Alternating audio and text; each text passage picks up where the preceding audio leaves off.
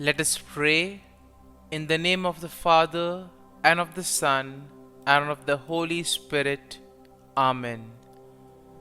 O Jesus, through the Immaculate Heart of Mary, I offer you my prayers, works, joys, and sufferings on this day for all the intentions of your Sacred Heart, in union with the holy sacrifice of the Mass throughout the world, in reparation for my sins, for the intentions of all my relatives and friends, and in particular for the intentions of the Holy Father. Amen. Let us pray for the intentions of the Holy Father for the month of March. For the new martyrs, we pray that those who risk their lives for the gospel in various parts of the world inflame the Church with their courage and missionary enthusiasm. Our Father, who art in heaven, hallowed be thy name. Thy kingdom come, thy will be done, on earth as it is in heaven. Give us this day our daily bread, and forgive us our trespasses, as we forgive those who trespass against us. And lead us not into temptation, but deliver us from evil. Amen. Hail Mary, full of grace, the Lord is with you. Blessed are you amongst women, and blessed is the fruit of thy womb, Jesus. Holy Mary, Mother of God, pray for us sinners, now and at the hour of our death. Amen. Glory be to the Father, and to the Son, and to the Holy Spirit, as it was in the beginning, is now, and ever shall be, world without end. Amen. My dear friends, as we enter in the presence of the Lord, as we begin this new day, let us take a few moments to thank the Lord for all that He has done for us.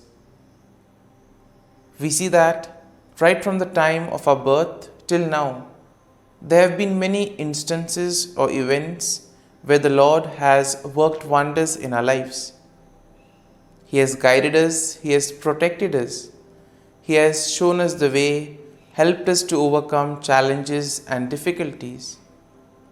And in this way, we can identify Him guiding us all through our lives.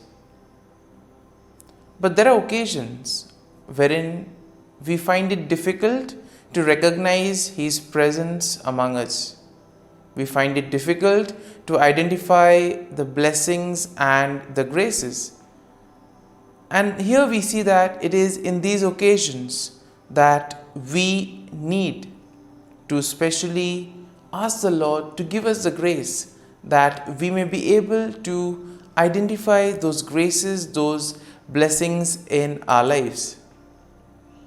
And therefore we see that the first thing to do is to be grateful to the Lord for all that He has done.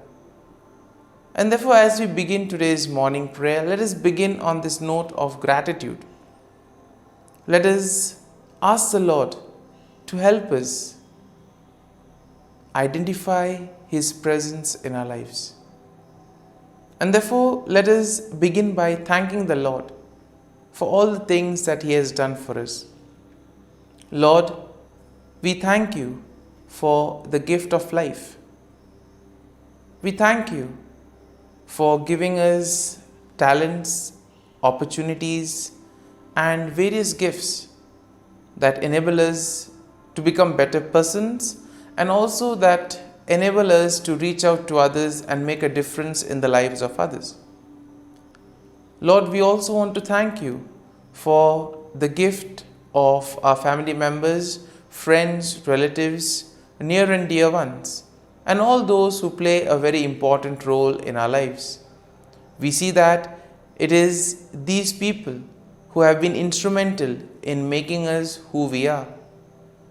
They are the ones who have devoted their time, energy, and effort. And as a result of it, they have molded us and they have made us better individuals. So today, Lord, in a very special way, we ask you to bless all their endeavors and give them all the graces that they may require in life. We also thank you, Lord, for giving us the gift of this day, a day that would help us in many ways to appreciate the good things that you have done for us, a day wherein we may complete some thing that was left behind, or a day that may present to us various challenges. Whatever be the situation, Lord, we ask you to be with us and guide us. Allow us to be led by you. Lord, we also thank you for the opportunities, for the experiences that you have given us in life. There have been many experiences wherein we have enjoyed, and these are the experiences that we want to cherish in life. But at the same time, there have also been those experiences and those moments wherein we have found it difficult to accept them. These are the experiences that have been learning experiences. They have taught us a lot in life. Though they may have been hard, bitter, but still they have given us a valuable lesson. They have made us stronger. And therefore, Lord, we also thank you for those moments which have helped us to become strong, which have helped us to become better individuals. And Lord, we also thank you for giving us opportunities to reach out to others, to make use of our talents. And thus, Lord, we ask you to be with us, guide us throughout this day. Lord, allow us to be led by you, so that whatever we do, our actions, our words, may reflect your love, joy, and mercy to the world around us. Help us to become your instruments, so that you may work in and through us.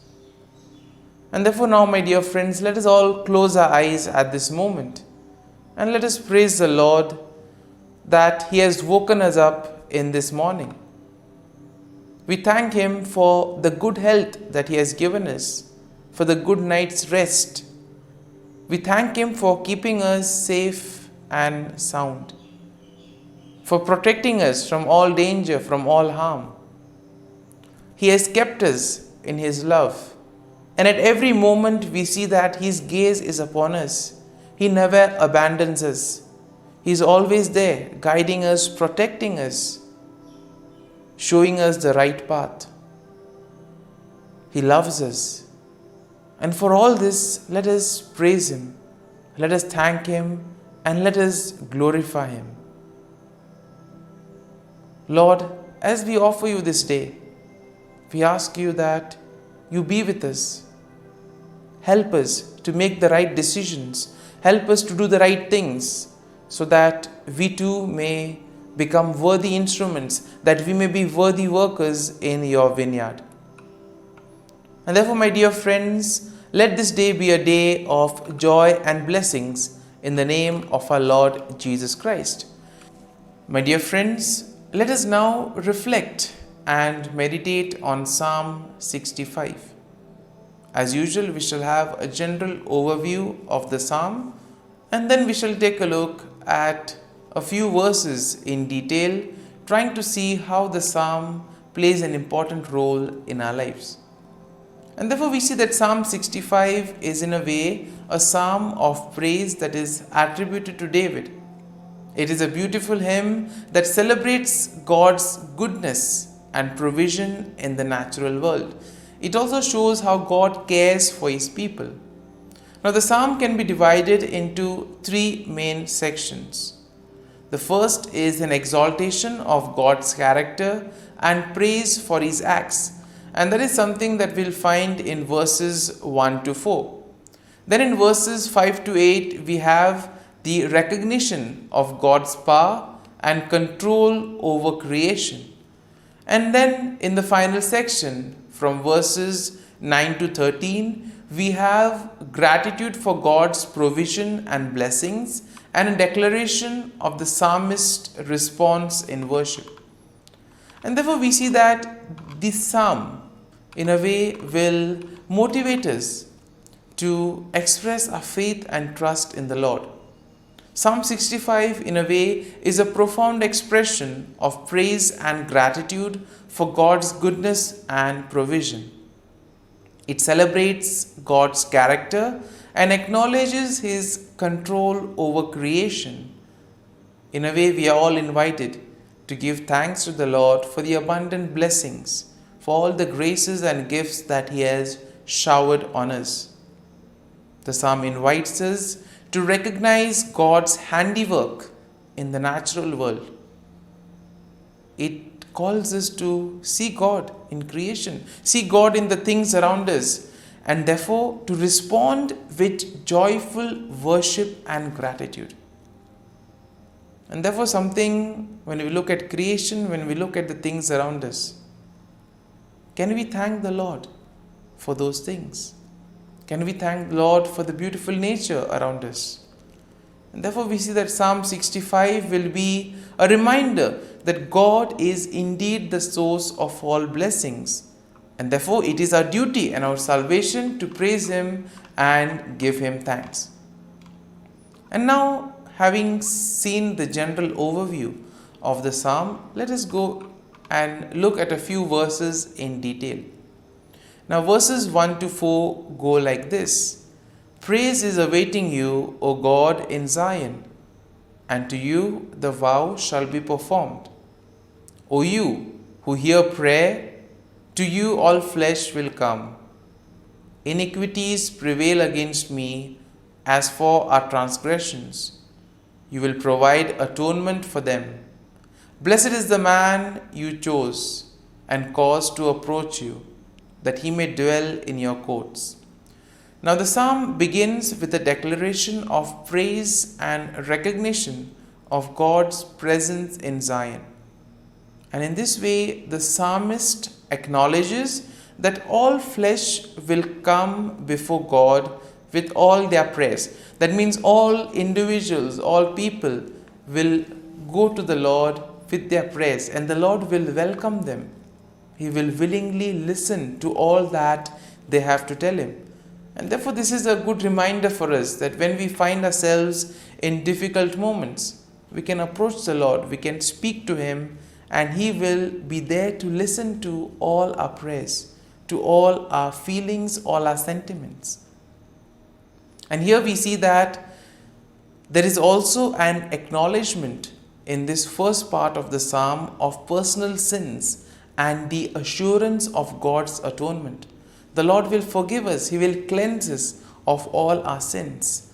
And therefore we see that the psalmist here declares the blessedness of those chosen by God, who are allowed to dwell in His presence, and those who are allowed to experience His satisfaction and goodness.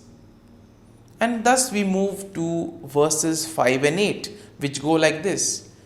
By awesome deeds in righteousness you will answer us, O God of our salvation. You who are the confidence of all the ends of the earth and of the far off seas, who established the mountains by His strength, being clothed with power, who stills the noise of the seas, the noise of their waves, and the tumult of the people. In this section, we see that the psalmist praises God for His power and control over creation. The psalmist recognizes that God is indeed the source of salvation, and therefore all of us need to place our confidence in the Lord. Place our faith and trust in Him that He will guide us, He will protect us. And therefore the psalmist is very happy. He marvels at the ability of God to establish mountain, to still the raging waters, and to cause many things in creation. He is also amazed that the Lord is able to calm down various tumults among the nations. Therefore, let us pray for peace at the same time. There are many parts of the world where peace is the need of the hour. people fighting over one another, nations fighting with each other, people being affected, suffering. And therefore, let us at this moment place all these events at the feet of the Lord. Because this part of the psalm tells us that even those in the farthest corners of the earth are in awe of God's sign. Therefore, nothing is impossible for God. Therefore, we need to go to Him with all our difficulties. And finally, we see that in verses 9 to 13, go like this: You visit the earth and water it, you greatly enrich it. The river of God is full of water. You provide their grain, for so you have prepared it. You water its ridges abundantly. You settle its furrows. You make it soft with showers. You bless its growth. And therefore we see that the psalmist expresses his gratitude for God's provision and blessings in the natural world. Therefore God's visitation upon the earth brings about abundance, and it enriches the land and provides water and all the nutrients for growth. Therefore the psalmist acknowledges God's goodness that permeates the passing seasons and the overflowing abundance that results from it. And therefore we see that the imagery of pastures, valleys, flocks and grains depict a land that is bursting with life, therefore leading to joy and the songs of praise.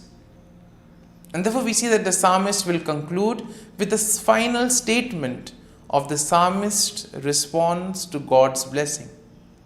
The psalmist declares that the blessing of God extends even to seemingly desolate places. That means no place is excluded from the presence of the Lord. The Lord is present everywhere. Nothing is impossible for God. And therefore it gives us confidence that we can turn to the Lord and ask Him to intervene in whatever difficult situation we may be in.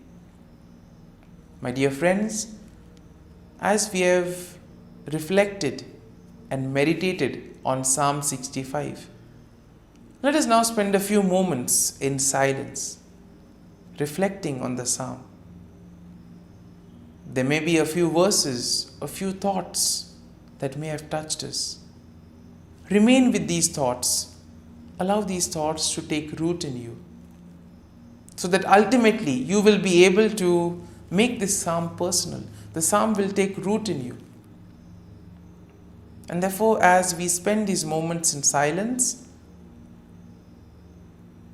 remain with the thought, remain with the verse, so that ultimately your day may be enriched by the psalm. Whatever you do today may be in accordance to God's plan, and thus you'll be able to become a worthy follower, a worthy citizen in the kingdom of God.